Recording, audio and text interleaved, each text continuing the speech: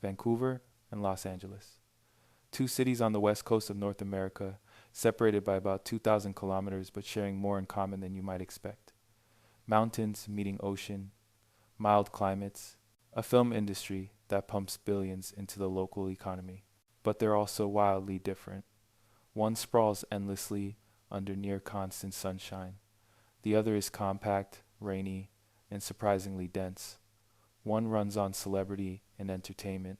The other keeps a lower profile.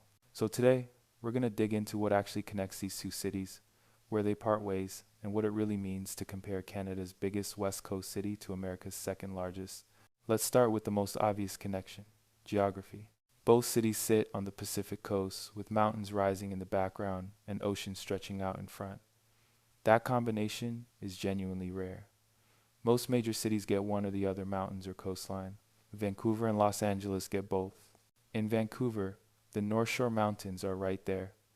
You can see them from downtown on a clear day, snow-capped for much of the year. In Los Angeles, the San Gabriel Mountains frame the northern edge of the basin, visible when the smog clears. Both cities have that classic West Coast geography that lets people say things like, you can ski in the morning and be at the beach by afternoon. And in both places, that's technically true even if most people don't actually do it. The difference is scale. Los Angeles covers about 1,200 square kilometers. Vancouver, around 115. That makes Vancouver roughly 1/10 the physical size of LA. Los Angeles sprawls. It goes on forever, freeways threading through endless suburbs, strip malls, palm-lined boulevards. Vancouver is compact, dense, hemmed in by mountains and water it had to build up instead of out. Interestingly, Vancouver actually has one of the highest population densities in North America, over 5,700 people per square kilometer. That puts it fourth on the continent, behind only New York, San Francisco, and Mexico City.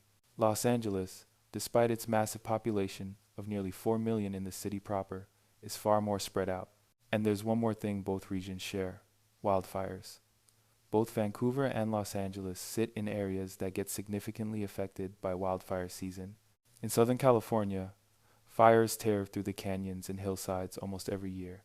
Santa Ana winds pushing flames toward homes, forcing evacuations, filling the sky with ash. In British Columbia, wildfire smoke has become a regular summer feature, drifting down from the interior and turning Vancouver's sky orange. Some years, the air quality gets so bad that people are told to stay indoors. It's a reminder that both cities, for all their beauty, exist in landscapes that burn. Now let's talk weather, because this is where the comparison gets tricky. Both cities are mild. Neither deals with the harsh winters you'd find on the East Coast or in the Canadian prairies. Vancouver doesn't get -30. Los Angeles doesn't get blizzards. By the standards of their respective countries, both feel almost Mediterranean. And here's the thing: if any part of Canada could be called the California of Canada, it's the Vancouver area. While the rest of the country is buried in snow and dealing with brutal cold for months on end, Vancouver stays green. Flowers bloom in February. People golf year-round. The temperature rarely dips below freezing. By Canadian standards, that's practically tropical. But the similarities with actual California kinda end there. Los Angeles gets over 280 days of sunshine a year. The sky is blue, the light is golden, and rain is genuinely rare. When it does rain, it makes the news. People forget how to drive. Vancouver is the opposite. It gets rain, a lot of rain. That gray drizzle that isn't quite rain but also never stops. From October to April, you might go weeks without seeing the sun. The city averages around 160 rainy days per year. This changes everything: the mood, the energy, the way people dress, the architecture, the coffee culture. Los Angeles is bright and relentless. Vancouver is cozy and introspective. You layer up, you learn to appreciate a good umbrella, and when those clouds finally break and the mountains come out, it hits different. Alright, let's get to the big one: film. Vancouver is called Hollywood North, and it's not just marketing. The city has become one of the largest film production centers in North America. In any given year, dozens of major movies and TV shows are filming somewhere in the greater Vancouver area. The industry employs over 35,000 workers locally and contributes billions to the provincial economy. Here's a good way to think about it. Next time you're watching an American commercial with forests, a downtown skyline, and highways, there's a solid chance you're actually looking at Vancouver. The city doubles for everywhere. Seattle, Portland, San Francisco, New York, small town America, fictional dystopias, feudal Japan. If it's set in North America and it's not obviously Los Angeles, Vancouver might be standing in. So what's actually been filmed there? Let's start with the obvious. Deadpool. Ryan Reynolds, born and raised in Vancouver, came home to shoot the 2016 blockbuster. The Georgia Viaduct was shut down for weeks while they filmed that iconic highway fight scene. The movie pumped over $40 million into the local economy during production. The sequel filmed there too, along with Deadpool and Wolverine. But that's just the start. The Twilight franchise shot extensively in and around Vancouver. New Moon, Eclipse, Breaking Dawn, all filmed in British Columbia, using the region's moody forests, rocky coastlines, and gray skies to create that signature Pacific Northwest atmosphere. Tofino's Long Beach stood in for the scene where Jacob reveals he's a werewolf. The 2014 Godzilla reboot used Vancouver to double for San Francisco, with locations across the lower mainland standing in for the Bay Area. Cypress Park in West Vancouver became the scene of urban destruction. The Southern Railway of Vancouver Island even got chased down by the monster. Then there's the superhero stuff. The X-Men films use Hatley Castle near Victoria as Professor Xavier's school for gifted youngsters. Fantastic Four used the Marine Building downtown as the Baxter Building. Man of Steel filmed scenes there. So did War for the Planet of the Apes, using the wilderness outside the city for that survivalist tone. The Last of Us, the HBO series based on the video game, shot its second season in Vancouver, with the city doubling for post-apocalyptic Seattle. Supernatural ran for 15 seasons, almost entirely filmed in and around Vancouver. The X-Files did the same for its original run. Riverdale, The Good Doctor, Virgin River, Lucifer, Arrow, The Flash, the list goes on. Why does this happen? A few reasons.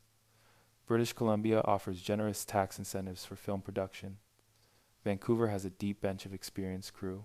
The city is versatile. One block looks like San Francisco, another looks like small-town America, another looks like feudal Japan if you dress it right. Shogun, the recent FX series, filmed there too. And it's only a 3-hour flight from Los Angeles, making logistics easy. The result is that Vancouver has become a kind of cinematic chameleon. It can be anywhere. And if you've watched a movie or TV show set in the American Pacific Northwest, or really anywhere in North America, there's a decent chance you are actually looking at British Columbia. Beyond film, both cities share a certain West Coast lifestyle. Outdoor culture is huge in both places. Hiking, cycling, surfing, yoga, wellness. People wear athletic clothes to brunch and nobody questions it. Juice bars and organic grocery stores are everywhere. There's an emphasis on health, on being active, on spending time outside. And speaking of athletic wear, Vancouver didn't just adopt that culture, it literally built it. Both Arc'teryx and Lululemon were founded in Vancouver. Arc'teryx started in North Vancouver in 1989, making climbing gear inspired by the local mountains. Lululemon launched in Kitsilano in 1998 and basically invented the premium athleisure category. That whole aesthetic of wearing technical outdoor gear and yoga pants as everyday clothing, a lot of that started in Vancouver and spread outward. In Los Angeles, the lifestyle is similar but sun-soaked. Beaches, canyon hikes, surfing at sunrise, desert trips on long weekends. Outdoor fitness is year-round and relentless. In Vancouver, that means hiking the grouse grind before work, paddleboarding on False Creek, skiing at Whistler on weekends. The city is surrounded by nature in a way that feels almost aggressive. Rainforests, mountains, ocean, all within minutes of downtown. Both cities also share a certain cultural openness. They're diverse, liberal, creative, forward-looking.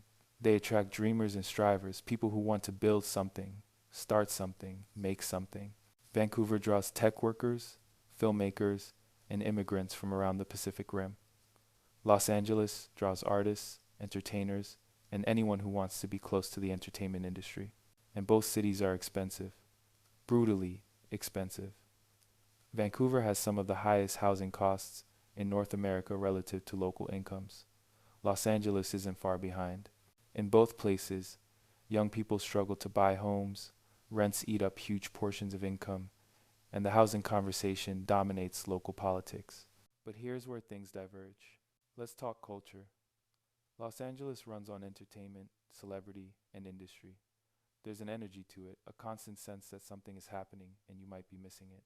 Parties, premieres, networking, the endless hustle of trying to make it. The city is built around fame and the pursuit of it. Vancouver is quieter, more reserved. People keep to themselves a bit more. The nightlife exists, but it's not the main event. Nobody moves to Vancouver to be discovered. There's no paparazzi culture, no TMZ vans cruising the streets.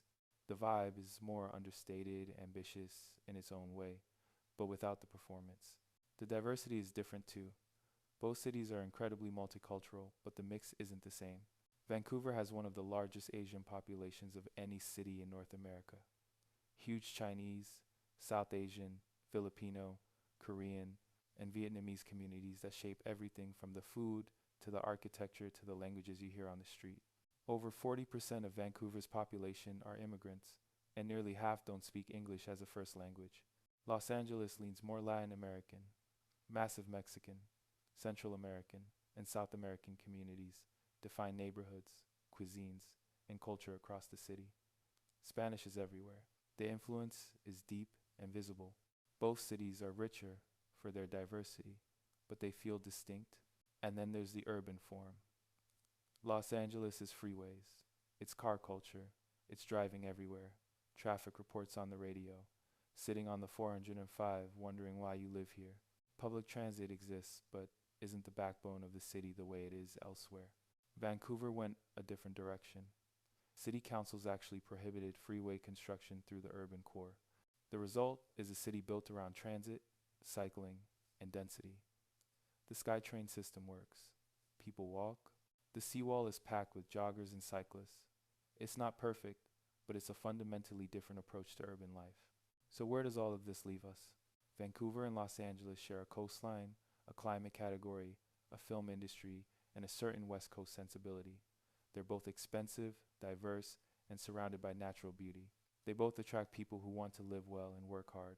They both deal with wildfire smoke and housing crises and the tension between growth and livability.